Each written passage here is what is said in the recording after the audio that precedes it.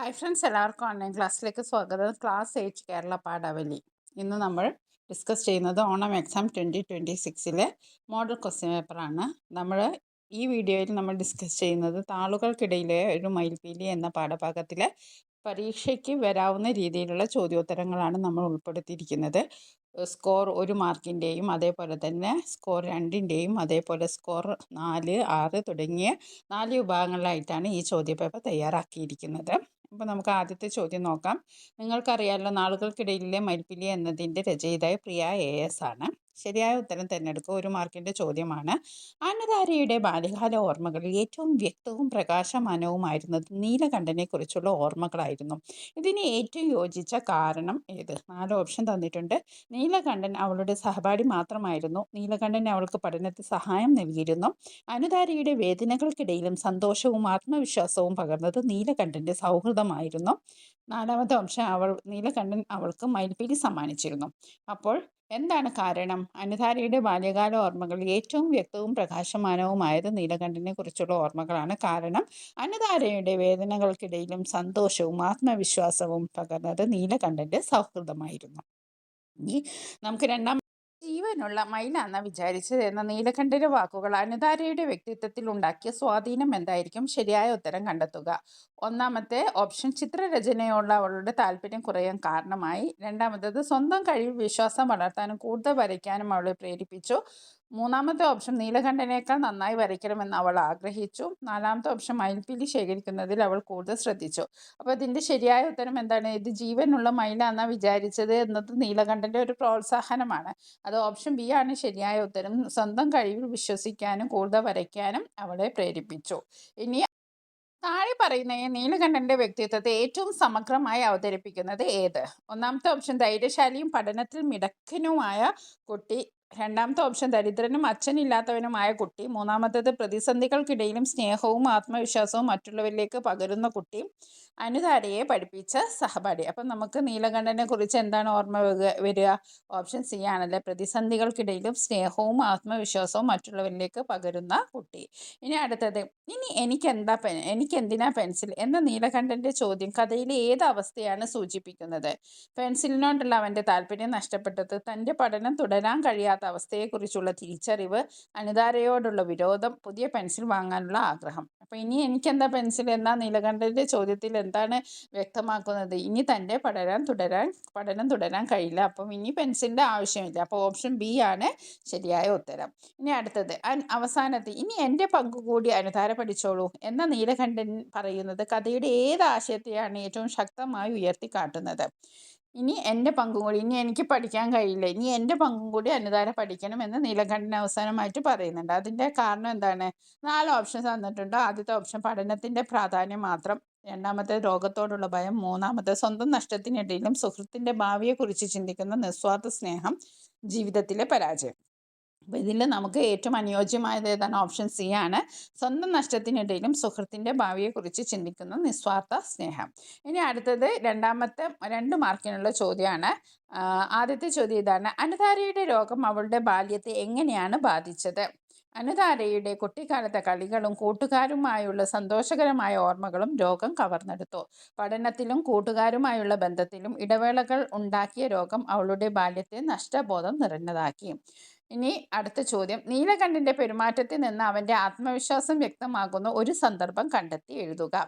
ഒരുപാട് വാഹനങ്ങൾ പാഞ്ഞു പോകുന്ന റോഡ് തനിയെ ക്രോസ് ചെയ്തിരുന്ന നീലകണ്ഠന്റെ ധൈര്യം അനുധാരയെ അത്ഭുതപ്പെടുത്തി.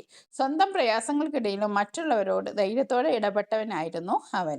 ഇനി അടുത്ത ചോദ്യം നോക്കാം. അനുധാരയുടെ ചിത്രരചനാ കഴിവ് വളരാൻ നീലകണ്ഠന്റെ സൗഹൃദം എങ്ങനെ സഹായിച്ചു? അനുധാര വരയ്ക്കുന്ന ചിത്രങ്ങളെ നീലകണ്ഠൻ ആത്മാർത്ഥമായി പ്രശംസിച്ചിരുന്നു. അവൻ്റെ പ്രശംസ നേടുന്നതിനായി അനുധാര ചുറ്റുമുള്ള കാഴ്ചകൾ ശ്രദ്ധിച്ച് വരയ്ക്കാൻ പഠിച്ചതോടെ അവളുടെ ചിത്രരചനാ കഴിവ് വളർന്നു. ഇനി അടുത്ത ചോദ്യം നോക്കാം. അത് തെറ്റാണെന്ന് എനിക്കോ നീലകണ്ഠനോ തോന്നിയതില്ല. ഈ വാക്യം ഏത് സന്ദർഭത്തിലാണ് പറയുന്നത്? അനുധാരയ്ക്ക് രോഗകാരണം പാഠഭാഗങ്ങൾ പഠിച്ചെടുക്കാൻ ബുദ്ധിമുട്ടുണ്ടായപ്പോൾ പരീക്ഷയ്ക്ക് നീലകണ്ഠൻ എല്ലാവരുടെയും കണ്ണു വെച്ചിട്ടിച്ച് അവർക്ക് ഉത്തരങ്ങൾ പറഞ്ഞു കാണിച്ചും കൊടുത്തു. ആ സൗഹൃദ സഹായം ഇരുവർക്കും തെറ്റായി തോന്നിയില്ല. ഇനി അടുത്ത ചോദ്യം 4 മാർക്കിൻ്റെതാണ്. താഴെ പറഞ്ഞ ഏതെങ്കിലും 2 ചോദ്യങ്ങൾക്ക് ഉത്തരം എഴുതുക. മറ്റുള്ളവർ അനുധാരയുടെ രോഗത്തെ കണ്ടപ്പോൾ നീലകണ്ഠൻ അവളുടെ സൗന്ദര്യത്തെയും കഴിവുകളെയുമാണ് കണ്ടത്. ഈ പ്രസ്താവനയോട് നിങ്ങൾ എങ്ങനെ യോജിക്കുന്നു? പാഠഭാഗത്തെ സന്ദർഭങ്ങൾ ഉപയോഗിച്ച് വിശദീകരിക്കുക. അനുധാര രോഗം കാരണം ശാരീരികമായും മാനസികമായും ഏറെ ബുദ്ധിമുട്ടിയിരുന്നു. മരുന്നുകളുടെ ചൂടിൽ മുടി കൊഴിയുന്നതും ശരീരം ക്ഷീണിച്ചതും മറ്റുള്ളവരുടെ സഹതാപ നോട്ടങ്ങളും അവളിൽ അപകർഷതാബോധം ഉണ്ടാക്കി. രോഗം കാരണം അനുധാര ശാരീരികമായും മാനസികമായും ബുദ്ധിമുട്ടിയിരുന്നു. അപ്പോൾ അവളുടെ മുടി കൊഴിഞ്ഞു പോയി, ശരീരം ക്ഷീണിച്ചു. അപ്പം മറ്റുള്ളവരെന്താണ് ചെയ്തത്? സഹതാപത്തോടെ അവളെ നോക്കി നിന്നു. അത് അവളിൽ വല്ലാത്തൊരു അപകർഷതാബോധം ഉണ്ടാക്കി. എന്നാൽ നീലകണ്ഠൻ അവളുടെ രോഗത്തെക്കുറിച്ച് സഹതപിക്കുന്നതിന് പകരം മറിച്ച് നീലകണ്ഠൻ എന്താണ് ചെയ്തത്? രോഗത്തെക്കുറിച്ച് സഹതപിക്കുന്ന പകരം അവളുടെ കഴിവുകളും സൗന്ദര്യവും കണ്ടെത്തുകയായിരുന്നു. അവളുടെ കണ്ണുകളെ മയിൽപ്പീലി കണ്ണുകളോട് ഉപമിച്ചു. അവളുടെ ചിത്രങ്ങളെ ആത്മാർത്ഥമായി പ്രശംസിച്ചു. ഇതിലൂടെ അനുതാരയ്ക്ക് ആത്മവിശ്വാസവും സന്തോഷവും ലഭിച്ചു. അതുകൊണ്ടാണ് നീലകണ്ഠൻ്റെ വാക്കുകൾ അവളുടെ വേദനകളെ മറക്കാൻ സഹായിച്ചത്. ഇനി അടുത്ത ചോദ്യം നോക്കാം. അച്ഛനില്ലാത്ത നീലകണ്ഠൻ്റെ ജീവിതത്തെക്കുറിച്ച് പറഞ്ഞപ്പോൾ അനുതാരയുടെ മനസ്സിലുണ്ടായ മാറ്റം വിശദീകരിക്കുക.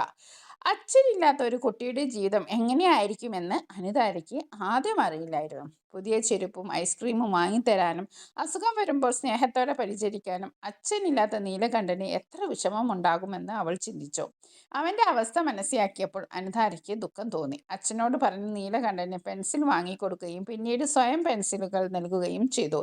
ഇതിലൂടെ അനുതാരയുടെ സ്നേഹവും കരുതലും പ്രകടമാകുന്നു. ഇനി അടുത്ത ചോദ്യം നോക്കാം.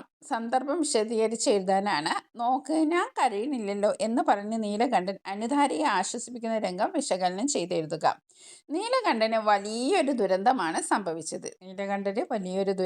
സംഭവിച്ചത്. ചികിത്സയ്ക്കായി വീട് വിൽക്കേണ്ടി വരികയും അവന് കാഴ്ച നഷ്ടപ്പെടുകയും ചെയ്തു.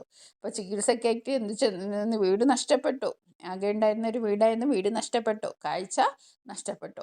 എന്നിട്ടും തൻ്റെ ദുഃഖത്തിൽ മുഴുകാതെ കരയുന്ന അനുധാരയെ ആശ്വസിപ്പിക്കുകയാണ് അവൻ. അപ്പോൾ എന്നാൽ എത്രയോ നിരാശ വേണ്ട ഒരു സന്ദർഭമാണ്. വീടില്ല, കാഴ്ച നഷ്ടപ്പെട്ടു, ചികിത്സയ്ക്ക് പണമില്ല.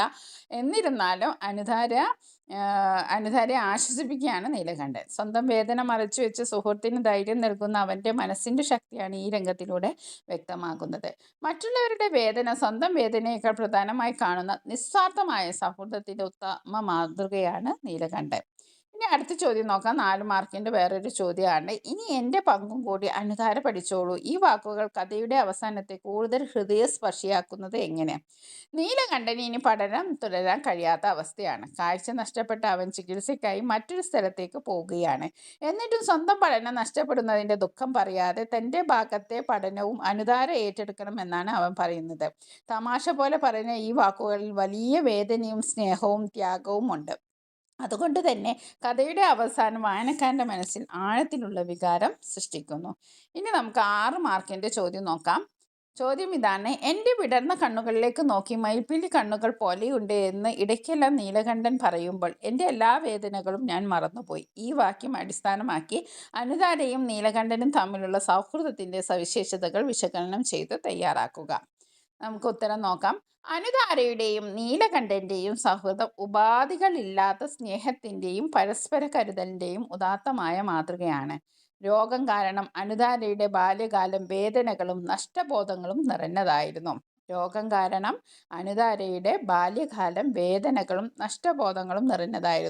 അസുഖം കാരണം അവളുടെ ശരീരം ക്ഷീണിക്കുകയും മുടി കൊഴിയുകയും ചെയ്തിരുന്നു. മറ്റുള്ളവരുടെ സഹതാപ നോട്ടങ്ങൾ അവളുടെ മാനസിക വേദന വർദ്ധിപ്പിക്കുകയും ചെയ്തു. എന്നാൽ നീലകണ്ഠൻ അവളുടെ രോഗത്തെയല്ല കണ്ടത്, അവളുടെ വിടർന്ന കണ്ണുകളിലെ സൗന്ദര്യമാണ് അവൻ കണ്ടത്. അവയെ മയിൽപ്പീലി കണ്ണുകളോട് ഉപമിച്ചുകൊണ്ട് അവൾക്ക് ആത്മവിശ്വാസം പകർന്നു.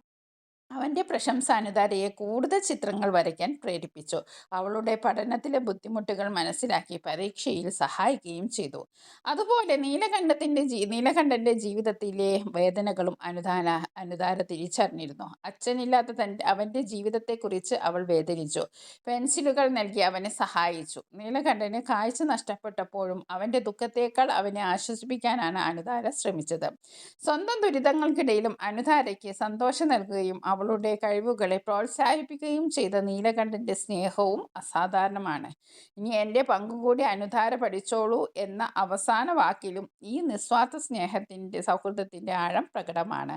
അതുകൊണ്ട് രോഗത്തിൻ്റെയും ദാരിദ്ര്യത്തിൻ്റെയും വേദനകൾക്കിടയിലും മനുഷ്യന് താങ്ങായി നൽകുന്ന സ്നേഹത്തിൻ്റെ മനോഹരമായ രേഖയാണ് താളുകൾക്കുള്ളൊരു മയിൽപ്പീലി. ഇനി നമുക്ക് കഥാപാത്ര നിരൂപണം നോക്കാം. കഥാപാത്ര നിരൂപണം. നീലകണ്ഠൻ. ചോദ്യം: താളുകൾക്കിടയിലെ മയിൽപ്പീലി എന്ന കഥയിലെ നീലകണ്ഠൻ അനുധാരയുടെ ജീവിതത്തിലെ മറക്കാനാവാത്ത സാന്നിധ്യമാണ്. കഥയിലെ വിവിധ സന്ദർഭങ്ങൾ പരിഗണിച്ച് നീലകണ്ഠൻ്റെ കഥാപാത്ര സവിശേഷതകൾ വിശകലനം ചെയ്ത് കഥാപാത്ര നിരൂപണം തയ്യാറാക്കുക.